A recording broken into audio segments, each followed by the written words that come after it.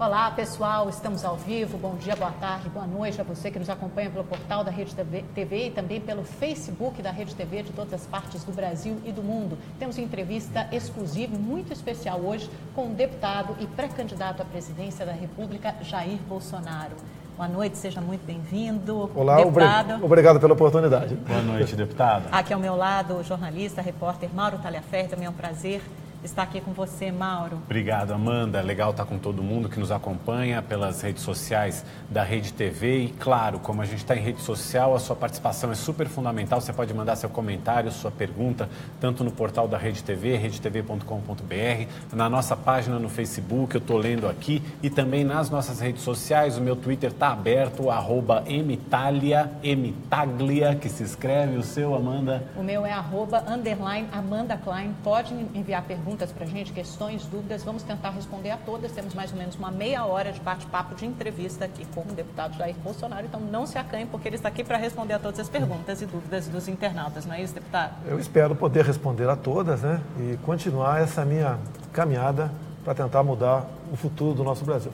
Deputado, por falar nisso, nos últimos dias, desde o começo do ano, houve uma grande polêmica, principalmente acerca de algumas reportagens publicadas no jornal Folha de São Paulo. Eu queria que você respondesse a essas acusações, essas reportagens que foram publicadas, uma dizendo que o crescimento do seu patrimônio imobiliário é incompatível com a sua renda. O senhor teria acumulado durante esses anos como deputado federal, o senhor está no 7º mandato, 15 milhões de reais em imóveis, segundo o levantamento da Folha de São Paulo, e ela sugere que isso seria incompatível com a sua renda. E também houve uma outra reportagem publicada. Posso responder a primeira? Pode responder a primeira. Vamos primeiro, por partes, esse então. patrimônio, primeira, segundo a Folha de São Paulo, é meu e de mais 3 filhos, são de 4 pessoas. Começa por aí.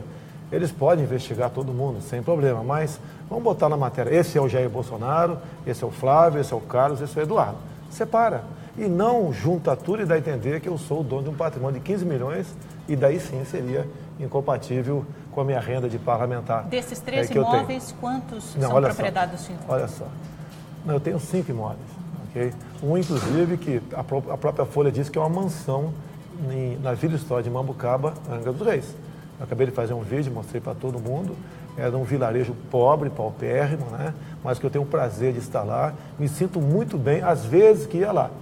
Desde quando aconteceu um problema comigo, onde me acusaram indevidamente de criminoso ambiental, e eu fui julgado pelo Supremo Tribunal Federal, e o processo foi arquivado, mas desde essa época eu não fui mais lá, a não ser rápidas passagens para acertar ali alguma coisa, o IPTU, é comida dos 2 cachorros que tenho lá, nada mais além disso aí.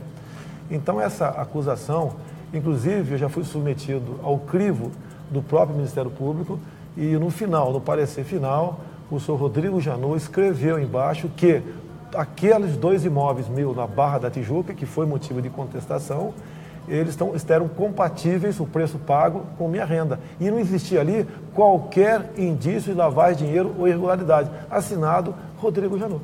Ponto final, não tem que falar mais nada. O que eles querem que eu faça? O que eles querem que eu faça? Porque isso aí foi vítima, de denúncia anônima. E o Ministério Público, mesmo denúncia anônima, eles investigam. Isso foi feito. Rodrigo Janot me questionou, eu respondi, eles analisaram a minha resposta, a metragem, a localização, a falta de habite-se, a situação física do imóvel, e acharam que era compatível assinar embaixo. O que a Folha de São Paulo quer fazer agora? Quer estar além do Ministério Público? Qual o objetivo? Me desgastar? Lógico que eu sou uma pessoa que estou na vitrine e tenho que ser investigado, sim. Mas vamos investigar com responsabilidade. E não dessa forma histriônica como a Folha vem fazendo.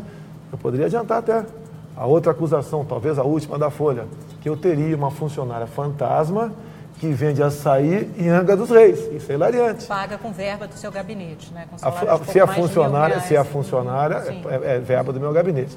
O salário dela, o piso é mais ou menos R$ 1.300. E eles tiraram a fotografia da lojinha de uma porta só, numa vila paupérrima, né? Vila Histórica de Mambucaba, da Casa do Açaí. E aquele endereço eu busquei, né? Pedi lá para o pessoal de Mambucaba, me deram, e disponibilizando na internet, aquela casinha de açaí é da irmã da minha funcionária. Agora, onde é que a Folha de São Paulo se precipitou? Né? Se tivesse um pouquinho mais de paciência, né? Vocês não fariam a matéria.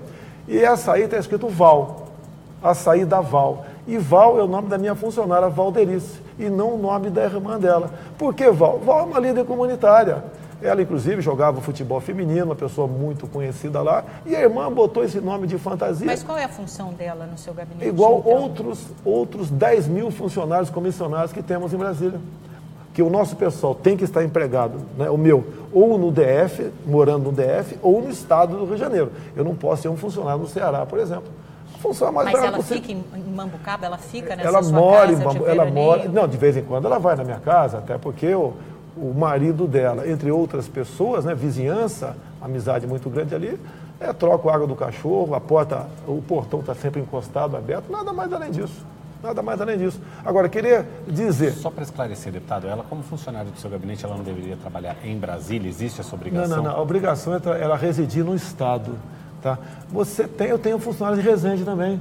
E todos os parlamentares têm no DF e no seu Estado. Onde Mas que tipo de função ela exerce? Função é conversar com o vereador, levar problemas, solucionar conflitos, me manter informado do que acontece. Mas você pode ver. Não, peraí. Você viu o salário dela? Te disse, R$ 1.300. É um lugar humilde. É uma pessoa humilde que trabalha lá. Ela não fica 24 horas ou 8 horas por dia trabalhando. Ninguém fica isso aí. Ela fica ali. O serviço dela muitas vezes é na rua. Como eu falei, é líder comunitária, é na rua. É conversando com o povo. Esse é o trabalho dela. Tem muita folga? Tem muita folga, sim. Como está em folgas agora. Esse mês de janeiro não tem missão. Está em férias, mas prorroga um pouquinho as férias, uma folga que a gente dá, que o meu chefe de gabinete dá para elas, nada mais além disso aí. De qualquer forma, deputado, ela, como todos os outros funcionários da Câmara, são pagos com dinheiro público. Cobranças e as pessoas quererem saber o que esses funcionários fazem, deve ser encarado de uma forma normal e republicana e não exatamente como uma perseguição. E a entrevista que o senhor deu à Folha... dá a entender que o senhor encarou isso como está sendo perseguido. Não, estão me perseguindo. O senhor não encara isso como uma cobrança normal e republicana? Não. Em nenhum momento, eu fiquei 1 hora e pouco conversando com eles. Inclusive, adentrou o que eles chamavam de mansão. Agora já acabou esse mito. Não é mais mansão. Adentraram a residência minha lá na Vila História de Mambucaba. Em nenhum momento, eles falaram, que eu tenho filmado a entrevista toda, falaram que ela vendia açaí. Foram falar depois, quando acabou, estou satisfeito, foram embora. Depois botaram essa manchete, logo algumas horas depois, dizendo que funcionária fantasma vende açaí em Angra dos Reis. Não deixa de ser Angra, é verdade, mas é um distrito 50 quilômetros distante de Angra dos Reis. Um movimento paupérrimo. Qualquer um pode buscar no Google como é esse local. E eu tenho essa casa, tem um pouco mais de uns 25 anos, mais ou menos. Tá? E ela foi empregada, tem uns 10 anos, está comigo, exatamente porque, como eu comecei a frequentar a região, comecei a ser assediada, precisava de alguém para que, no primeiro momento, recebesse as demandas, fizesse a filtragem e passasse para cima. Nada mais além disso. Agora, querer, nessa entrevista, me rotular de ter funcionário fantasma, fazer uma covardia com essa senhora, que é uma senhora de aproximadamente 50 anos, bem como a irmã dela, como fosse bandido, como fosse uma boca de fumo a loja de açaí dessa, é uma covardia. Por que a Folha não fotografou essa senhora ou filmou a senhora dentro da lojinha lá de açaí? Que eu duvido que ela tenha um ganho líquido mais de R$20 por dia vendendo açaí, porque eu nunca vi ninguém entrar naquela lojinha deles, coisa rara, um distrito paupérrimo. Talvez fature um pouco mais quando tem lá um carnaval, um feriado prolongado, onde costumam algumas pessoas ocupar aquela região. Temos manifestações aí, Mauro? Muitas. Temos manifestações tanto a favor quanto contra o senhor. O senhor tem posições muito firmes, então assim, por exemplo, tem pessoal que realmente questiona a questão da... São tantos que a nossa timeline vai correndo aqui. Enfim, está despertando os dois tipos de sentimento. Pessoas que ficam com a percepção de que acham que o seu patrimônio evoluiu além dos ganhos que o senhor teve, como também pessoas que defendem a sua posição. Eu posso te falar uma coisa, você pegar uma casa minha hoje e avaliar como a Folha fez, ela tem um valor. Por exemplo, há 30 anos, uma casa na Barra da Tijuca, um terreno não valia nada. Tá, ok? E hoje vale muito. Eu tenho um apartamento de mais ou menos 70 metros no sudoeste. Comprei em 95, 96. Comprei na escritura, na planta. Não valia quase nada. Hoje em dia tem um valor alto. Então, obviamente, tá, ok? Hoje o valor vale... Eu paguei, se não me engano, R$70 mil a prestação naquela época. Hoje está valendo R$900 mil, 12 vezes mais aproximadamente. Agora, você botar esse valor, R$12.000, pelo crescimento da região, bairro Sudoeste, sem levar em conta o momento que eu adquiri, isso aí é de uma falta de caráter enorme por parte desses dois repórteres da Folha de São Paulo. Tem uma das casas, ela foi vendida, a antiga proprietária comprou por um valor, reformou a casa, ou seja, a casa teoricamente teria que subir de valor, e ela vendeu para o senhor por um valor inferior ao que ela própria tinha comprado no espaço de alguns meses. O que eu foi comprei a casa, ela essa... estava basicamente caiada. Se isso for reforma, para mim não é. Agora, se ela vendeu a um preço abaixo, tem que perguntar para ela, não é para mim. Quando eu vou comprar um carro, por exemplo, se eu tinha que vender uma Pajero por R$20.000 agora, você quer comprar? Uma Pajero por R$20.000? Eu quero. Você quer? Mas a Pajero é estado, mas parece um bom negócio. Parece um bom negócio. A Pajero ano 90, está com 1 milhão de quilômetros rodados, pneu careca, o motor bateu. Você não vai pagar R$20.000 nessa Pajero, tá ok? Lógico que estou exagerando aqui na forma. Agora, quando eu quero comprar um imóvel, interesse está à venda, eu boto alguém, tá, se é de meu interesse, um corretor, um advogado, para fazer as transações. E tudo vai... Quem vai decidir é o advogado. Então, essa pergunta tem que ser feita para a proprietária que vendeu o imóvel para mim. Quantas vezes a gente não vende coisa abaixo até do valor para conseguir dinheiro para comprar outra coisa, juntando outra coisa? Isso acontece, questão de oportunidade. E essa casa, essa na Barra, eu comprei à vista. E eu sempre procuro, quando comprar alguma coisa, se possível, pagar à vista, porque o preço você cai. É assim. Agora, Folha de São Paulo, entrevista proprietária, não eu. Oh, meu Deus, se eu comprei uma Pajero por R$20.000, pergunta para o proprietário que vendeu por esse preço. Deputado, tem uma declaração do senhor hoje também, numa entrevista à Folha de São Paulo, que repercutiu muito nas mídias sociais, nas redes sociais. A repórter pergunta o seguinte: o senhor utilizou em algum momento o dinheiro que recebia de auxílio moradia para pagar esse apartamento? Ela está se referindo a um apartamento que o senhor tem no Distrito Federal, em Brasília, e apesar disso ainda recebia o auxílio moradia. O senhor respondeu o seguinte: como eu estava solteiro naquela época, esse dinheiro de auxílio moradia eu usava para comer gente. Está satisfeita agora ou não? Você está satisfeita agora? Eu acho que essa resposta suscita duas questões. A primeira é a seguinte: é correta a utilização de um dinheiro público do auxílio moradia para comer gente? Você acha que eu fiz isso?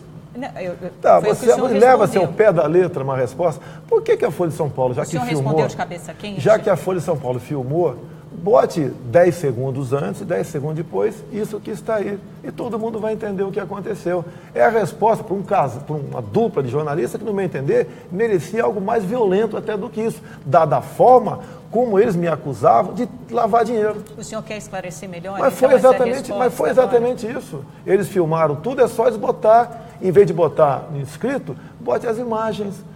Folha de São Paulo, bote as imagens, mas pega uns 10 segundos antes e 10 segundos depois. E não aquele fato como o anterior, né? Não vou estuprar você que você não merece. E não diz o que a deputada falou para mim antes.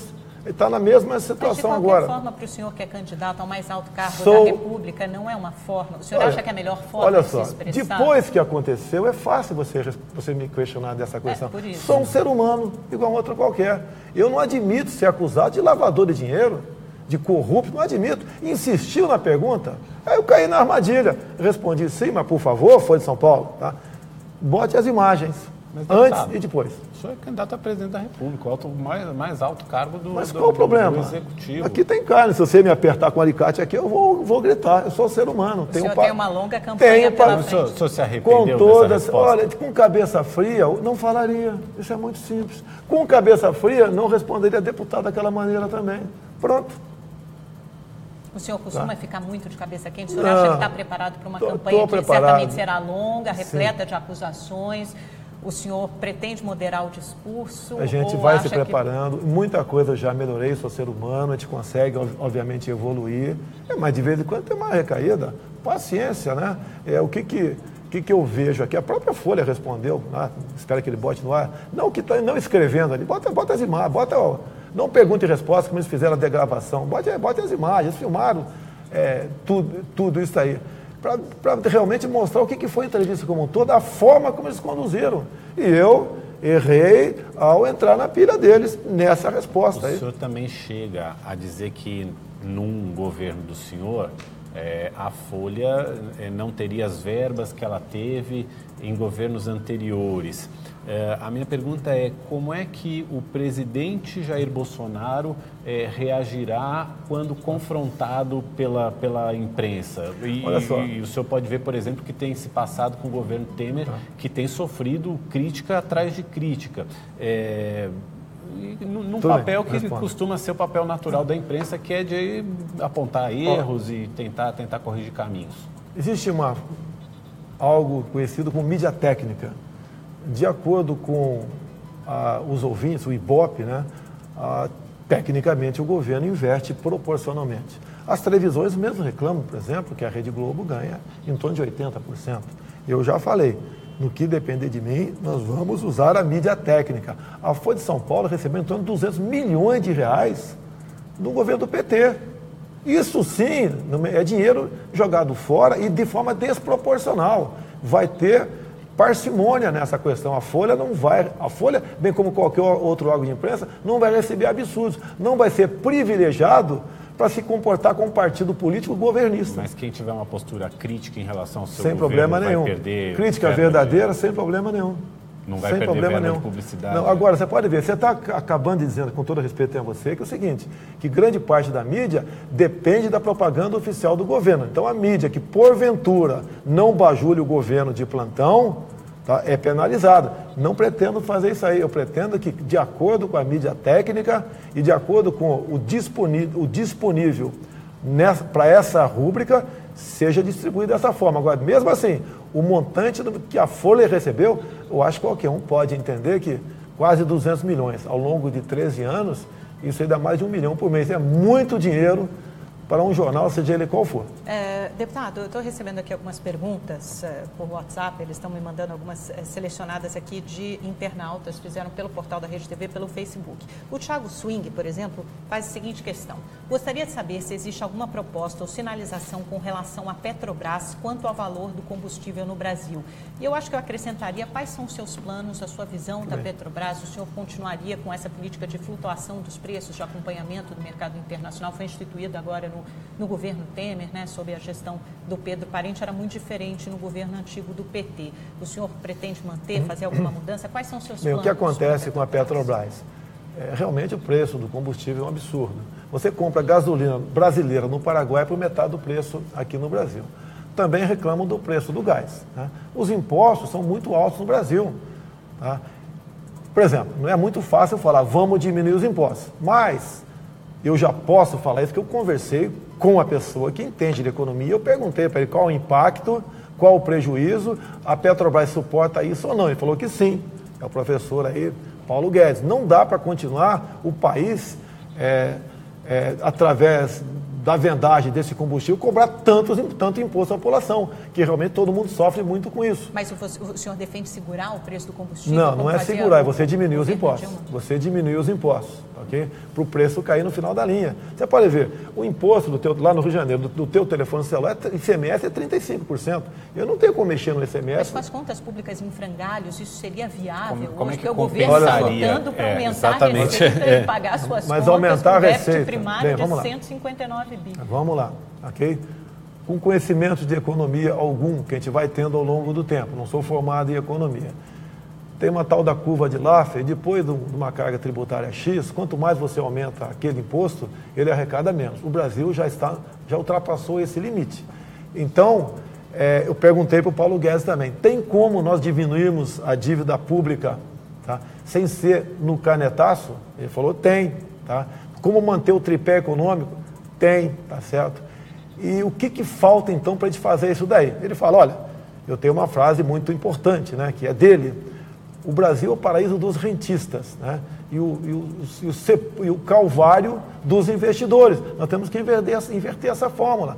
Nós não podemos continuar pagando mais de R$500 bilhão por ano a título de encargos e juros. Ninguém quer diminuir no canetaço, mas buscar meios, que o Paulo Guedes diz que tem como conseguir, fazer com que, de forma natural, a taxa Selic caia. A taxa Selic caindo, eu acho que o governo pode colaborar diminuindo, em parte, a carga tributária do nosso Brasil. Então, o senhor acha que é possível reduzir impostos na sua gestão? Isso faria parte É possível, segundo o meu economista, né? Porque eu não sou, por exemplo, eu vou indicar o ministro da Saúde, se eu for presidente, eu não vou saber como é que eu vou fazer uma microcirurgia no cérebro de ninguém. Tá? O médico vai dizer se pode ou não pode fazer, se o paciente tem chance de ser curado ou não. Então, nessa questão econômica, a resposta do economista, que não é apenas dele também, né? Eu tenho o Luciano Bivar, que é do PSL, que é um homem que há mais de 10 anos escreveu livros sobre economia, um deles a questão do imposto único, que está nessa equipe para colaborar também. Então, nós temos que ter uma proposta diferente. Agora, nós temos que ter um governo, se chegar lá,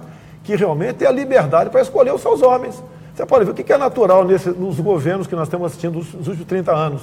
O elemento chega, dele procura os partidos para ter apoio e cada partido indica o seu ministro, independente se ele tem capacidade ou não tem. Isso tem que deixar de existir. Que é um exemplo mais claro e absurdo. Como é que pode um ministro da Defesa ser uma pessoa que não tem qualquer conhecimento sobre Forças Armadas? E como é que o senhor vai fazer isso tendo, ao mesmo tempo, que negociar com os partidos no Congresso para viabilizar o governo? Olha, temos estudado, tá? Tem um grupo de 40 parlamentares, que eu acho que todos devem ser reeleitos em Brasília, estamos estudando isso. Como negociar com o parlamento sem o toma lá da cá. Sem precisar leiloar, lotear o governo. Porque se for para fazer a mesma coisa, eu vou embora, vou cuidar da minha vida. O senhor já tem alguma pista, algum caminho? Temos. Nós estudamos já bastante, continuamos estudando, por exemplo, qual a necessidade dos estados? Você vai para Roraima. O que o Roraima precisa? É o estado que tem o menor potencial eleitoral, né? Não tem densidade eleitoral, em torno de 500 mil eleitores. Então, nenhum candidato, pré-candidato, dá valor ao estado de Roraima. E Roraima é um estado que tem tudo, tá? Se o governo lá for sério, tiver a liberdade, em 20 anos vai ter uma economia aí metade do Japão, pode ter certeza disso, dado o seu potencial. Agora, você tem que construir uma hidrelétrica lá, ou construir parques eólicos, ou de captação de energia solar. O Brasil tem dinheiro para isso? Talvez não. Como fazer? Parceria público-privado. O que temos que vencer? Vencer a legislação ambiental, que a pior que existe no mundo é a nossa legislação ambiental. Mas eu não entendi a relação então, disso olha com só, o loteamento do governo. Que é isso. Mas olha só, se eu vou atender a bancada de Roraima dessa forma, permitindo que eles construam, por exemplo, uma hidrelétrica lá, que seja parceria público-privada, usando o Rio Cotingo, que entra dinheiro de fora, obviamente, na questão disso, que o governo vença a questão ambiental e a questão indigenista. Por que a bancada de Roraima não vai apoiar o governo? Na sua plataforma de governo, quando o senhor lançar a sua campanha oficialmente, o senhor pretende colocar mudanças na legislação ambiental? Olha só, você é obrigado a apresentar seu plano de governo por ocasião do registro da sua candidatura. O pessoal cobra de mim, e apenas de mim, um plano de governo, não cobra mais ninguém.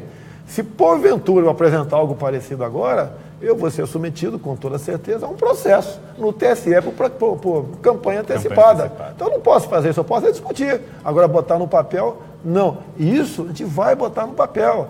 A questão da segurança entra, questão de turismo, ok? Questão ambiental. E tudo isso vai entrar no plano de governo nosso. A questão de saúde, questão de educação. O senhor acha que há uma resistência da grande mídia ao seu nome? A grande mídia se fechou ao senhor? Não, olha só, eu sou uma pessoa diferente, você sabe disso, né? Se você pegar os demais pré-candidatos, eles são muito parecidos. O PT e o PSDB são muito parecidos, por exemplo. E eles estão acostumados a ficar no poder, fazendo troca, como uma corrida de bastão. Eu chegando vai ser diferente. Eu não vou fazer esse tipo de negociação. Essas barganhas políticas levam à ineficiência do Estado e à corrupção. E o povo quer algo diferente. Olha só, Amanda, nem partido eu tenho ainda. Eu não tenho nada, absolutamente nada. Estou aí em segundo lugar em pesquisa. E olha só, quem diz que está comigo dificilmente muda. Porque sabe dos meus propósitos, sabe do que parte da mídia está fazendo comigo, tá ok? E nós temos cada vez nos aperfeiçoando mais para poder realmente, enxergando, né, fazer um governo que possa orgulhar o povo brasileiro. Se me permite, a gente começa a ver, você vê, por exemplo, olha o Estado de Israel. O Estado de Israel é menor que o menor Estado brasileiro, que é Sergipe. Verdade. Tá? Sergipe é metade do tamanho do Rio de Janeiro. O Rio de Janeiro é metade do tamanho da reserva Yanomami.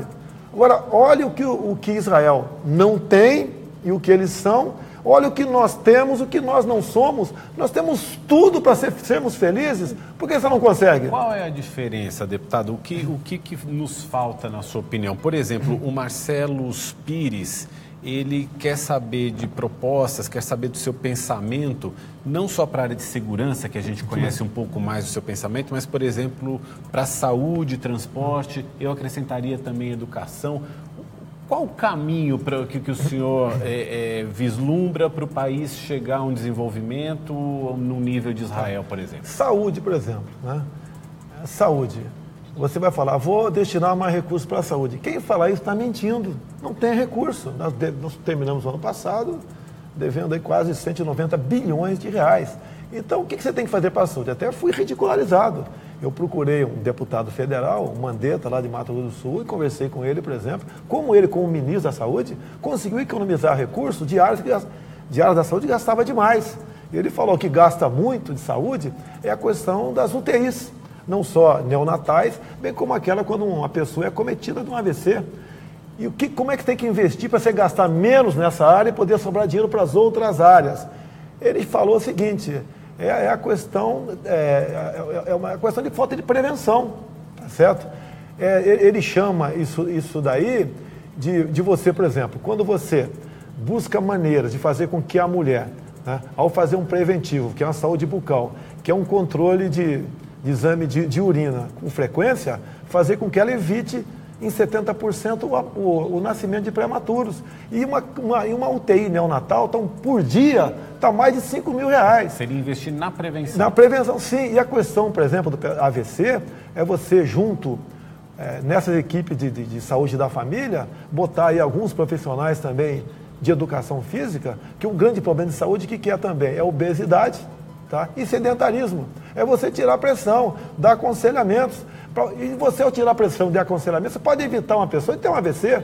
E ela, ao se submeter a um tratamento antes do AVC, ela vai economizar em muito, né? Que não vai gastar UTI. Agora, deputado, vamos falar rapidamente, a nossa entrevista está chegando ao fim. Está faltando falar de educação aí também, mas tudo bem. De educação. Tá, okay. Então, uma palavrinha, uma frase, acho que sobre educação e segurança. Só para lembrar o pessoal de casa que tem mais entrevista depois às com o deputado Jair Bolsonaro ao vivo no Rede TV News. Uma frase sobre educação e segurança. A gente sabe que na questão de segurança o senhor é a favor de armar a população, mas qual o seu projeto para essa área e também para a educação, rapidamente?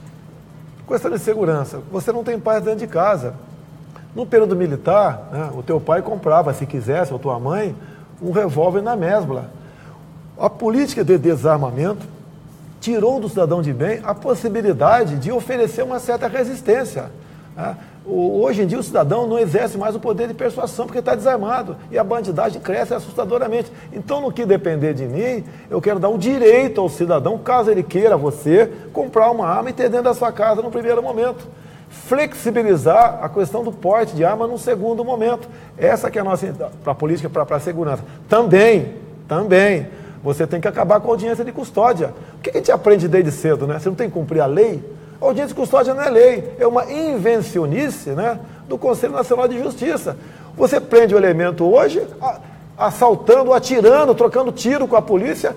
Amanhã ele tem que ir para a audiência de custódia e 90% das vezes ele é posto em liberdade. O mesmo pegaram há poucos dias 2 jovens, né, 19, 18 anos, com 10 quilos de cocaína no aeroporto, não sei se foi São Paulo, Recife, aqui, pegaram com 10 quilos de cocaína. No dia seguinte, foram postos em liberdade por audiência de custódia. O nosso policial continua enxugando gelo.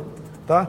Você tem que evitar essas saidões, progressão de pena, já que você não pode botar prisão perpétua no Brasil. Você tem que dar ao policial militar o excludente de licitude para você também. Ao você reagir a uma injusta agressão de um marginal, se o policial matar aquele marginal reagindo para não morrer e matá-lo com 1 ou com 20 tiros, ele responde e não tem punição. Ou é dessa forma, ou é impossível você falar em segurança pública. Eu não quero dar liberdade ou carta branca ao policial matar. Eu quero dar liberdade e carta branca para ele não morrer. É apenas isso. Questão de educação.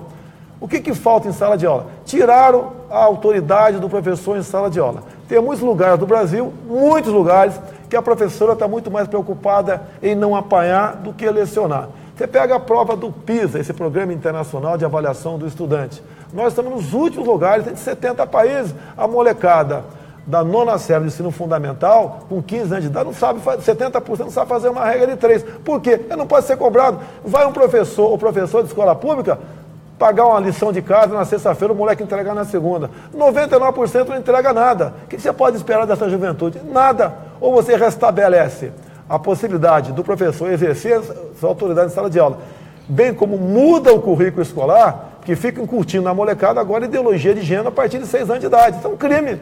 Como é que a autoridade do professor pode ser restabelecida? Ele pode tomar o telefone celular do aluno, ele pode dar uma suspensão, tá? Na reincidência, ele poderia requerer a diretoria, ouvir os pais, talvez até para uma expulsão. O aluno tem que temer alguma coisa na sala de aula. A sala de aula não é um parque de diversão para o aluno, que hoje em dia é isso. E é comum a gente ver vídeos na internet aí de alunos esmurrando professora. Está errado esmurrar professor, muito mais errado esmurrar professora. E ponto final. Você vê, você vai nas escolas militarizadas pela Polícia Militar do Amazonas e do Estado de Goiás. Tem ali o total umas 40 escolas militarizadas. A garotada está na frente, prova do Enem, são aprovados um percentual muito grande em relação às escolas públicas e até particulares, para universidades. Você acha que a qualidade do ensino pode ser melhorada pelo lado da disciplina do aluno? Tem que ter disciplina, tem que ter hierarquia, e os pais que colocam os filhos nessas escolas, a garotada ali toma banho, tá? Corta o cabelo, não usa piercing, não usa telefone, chama o professor, a professora de senhor ou de senhora, tá? E os pais vibram com isso, que sabem que teu filho vai ter um futuro, que o futuro para qualquer pessoa, né? Você tira uma pessoa da miséria, não é com programa de bolsa, não. Você tira através do conhecimento. E isso tem que ser tido como exemplo. Por exemplo, eu gostaria que em cada estado do Brasil, que porventura não tenha um colégio militar do Exército, que o tenha. Isso faz parte de um trabalho, de um projeto do governo federal. Tá? E num segundo momento, municípios com acima de 1 milhão de habitantes. A mesma coisa. Pretendo fazer uma enorme escola militar, colégio militar, no Campo de Marte, em São Paulo, conversando com os colegas das Forças Armadas, né, que tem que ser consultados antes, tá ok? Por questão de reconhecimento a eles, né? Não é porque porventura vai ser presidente que eu vou impor qualquer coisa, para nós aqui formarmos um local onde você vai formar milhares de garotos para o ensino fundamental. E os pais querem, não interessa o poder aquisitivo do pai. Muito pai com alto poder aquisitivo quer o filho de escola militar também. Num eventual governo do senhor, as Forças Armadas têm um orçamento maior, e qual seria o papel? Elas teriam um papel de maior destaque do que tem hoje? Hoje em dia, só se lembra das Forças Armadas, né, por ocasião de problemas. É a garantia da lei e da ordem, quando há uma tragédia em algum lugar. É o militar que ninguém sabe que está nas fronteiras, né? Outros que estão nas costas do Brasil, alguns poucos pelos ares, porque a nossa aeronáutica está sucateada bastante. As Forças Armadas têm que ser reconhecidas, tem que dar o devido valor a ela. Você pode ver, nós temos gente do Exército Brasileiro estudando aqui a aplicação do grafeno em material bélico na Mackenzie, em São Paulo, que é desconhecido por parte de todos. E quando falo essa questão de grafeno, o pessoal vai para a ridicularização. Você pode ver uma menina agora formada pelo IME, falo menina porque eu tenho 62 anos, 30 anos de idade, acabou de projetar uma tela de grafeno que serve para tirar o sal da água do mar. Para onde ela foi? Foi para a Inglaterra, porque a ignorância impera no Brasil. Não se investe aqui, a não ser alguns núcleos de excelência, em pesquisa. E as pessoas vão embora. Daqui a pouco estaremos importando essas telas a preços altíssimos, tá ok? E que poderia ser uma tecnologia nossa. Especificamente sobre as Forças Armadas, tá. Que papel elas terão no seu governo e terão um orçamento de importância maior? Em tempos de paz, exato, qual que deve ser a grande missão Nós temos riquezas incalculáveis no Brasil. Okay? Nós estamos em via de perder a nossa Amazônia. Tem o tal do AAA, Andes, Amazônia, Atlântico, um grande corredor de 136 milhões de hectares. Uma parte desse território já marcado por entidades internacionais, a administração já foi vendida por poucos milhões de dólares. Isso tem que deixar existir. Nós temos que botar os nossos militares nessas áreas para vivificarmos a fronteira, por exemplo. Cada pelotão de fronteira tem que servir de polo de colonização. É coisa que foi lá feito no governo Sarney, né, teve um certo avanço, um pouquinho até o final do governo Sarney, e depois do governo FHC para cá, Collor para cá, isso deixou de existir. Os nossos pelotões de fronteira não estão tendo o papel que deveria ter naquela região. Ou seja, servir de nascente, de uma nova cidade para nós realmente dizemos o seguinte, né? Aquela região norte ali, que pega ali o estado do Amazonas, Roraima, o Acre, né? Rondônia, é nosso. Que nós, vamos mais cedo ou mais tarde, vamos perder essas áreas riquíssimas. Lá tem riquezas minerais, biodiversidade, tem tudo lá que os países já não têm mais. São recursos de fontes não renováveis. E temos que botar nossas Forças Armadas lá também. E temos que ter uma Força Armada minimamente preparada para pelo menos, né, ser um expoente aqui na América do Sul. O Luciano Bivar, que é presidente do PSL, que é o partido ao qual o senhor tende a se filiar, defendeu num livro que ele escreveu, acho que, se não me engano, em 2006, que as Forças Armadas brasileiras fizessem convênios com Forças Armadas de grandes, poderosas, que sejam grandes potências, como forma até de poupar recursos. O que o senhor acha disso? Isso não vai contra, por exemplo, a soberania nacional? Não, as Forças Armadas continuam fazendo exercícios com países outros, continuam, porque eu não sou contra. Mas no caso, ele defende assim, convênios como forma de economizar, de ter menos efetivo, não precisar recrutar tanta gente. Você pode ver, gente. tem países mais pobres que mandam cadetes seus para estudar na Academia Militar das Agulhas Negras, na Escola Naval, na Academia da Força Aérea. Né? É comum também alguns militares nossos fazer curso fora do Brasil. Mas não uma operação conjunta, né? Mas a operação conjunta, você olha só, imagine a Coreia do Sul sem os Estados Unidos. Imagina o Japão na mesma coisa, Israel a mesma coisa. Né? Nós temos aqui riquezas incalculáveis no Brasil. Muitos países estão de olho na nossa pátria. Nós temos como defender a nossa pátria, me diz, com todo respeito que nas Forças Armadas, com o armamento que nós temos, caso uma outra potência queira aí se apoderar de uma parte do nosso território, então você tem que ter suas amizades. Né? Eu sei que não existe amizade entre nações, mas tem que buscar seus acordos. Tem que ser, no meu entender, por aí. As Forças Armadas foram sucateadas, né, desde o final do governo Figueiredo para cá. Soldados de outro país patrulhando áreas não é patrulhando. Fazer exercício é uma coisa, tá certo? E se fixar fisicamente é outra completamente diferente, tá ok? O primeiro mundo está no Brasil. As riquezas que nós temos aqui. Você pode ver, a Argentina, em 1982, falou que as Malvinas eram deles. O que aconteceu? Perderam. E a grande pergunta que eu faço, né? A Amazônia é nossa? A Amazônia é nossa? Responda. Tá? Tem países nucleares que tem mais de 1 bilhão de habitantes. Se quiser ocupar a nossa Amazônia, o que nós vamos fazer? Qual o poder de persuasão que nós temos? É só responder isso daí. O mundo aqui muda, né? A todo momento. E você tem que ter umas Forças Armadas já preparadas. Você não prepara umas Forças Armadas de um dia para outro, ou de um mês para outro, ou de um ano para outro. Isso não pode continuar sendo esquecido por parte dos presidentes da República que temos aí. E muito pelo contrário, os presidentes da República, os últimos, têm ignorado, sucateado e perseguido os militares. Olha o governo do PT criando comissão da verdade. Que moral tem essa esquerdalha falar em verdade? Eles tinham que começar investigando o Celso Daniel. Eles queriam retalhar, né? Fazer com que os militares aqui tivessem a aceitação, a proeminência que tem no momento. E as Forças Armadas continuam, apesar desses ataques, né? Nos primeiros lugares, em aceitação e credibilidade junto à população. As Forças Armadas são o último obstáculo para o socialismo. Por isso, PT, PSDB sempre ignoraram as Forças Armadas.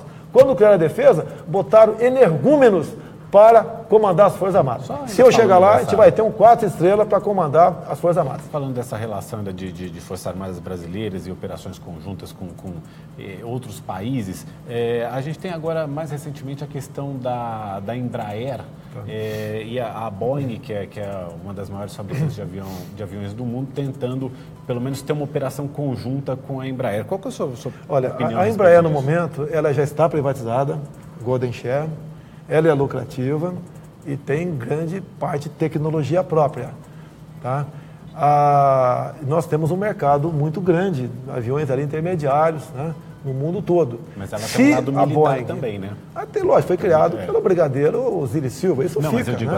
ela desenvolve aeronaves o KC, tem a militares. aeronave militar, sim, exclusivamente para militar, e vende também para outros países do mundo. Se a Boeing fizer um bom acordo, né, para eles e para nós, com a Embraer, bem-vindo. Você não pode se isolar do mundo, tá ok? Eu sei que a Boeing é outro tipo de avião, mais passageiros, né?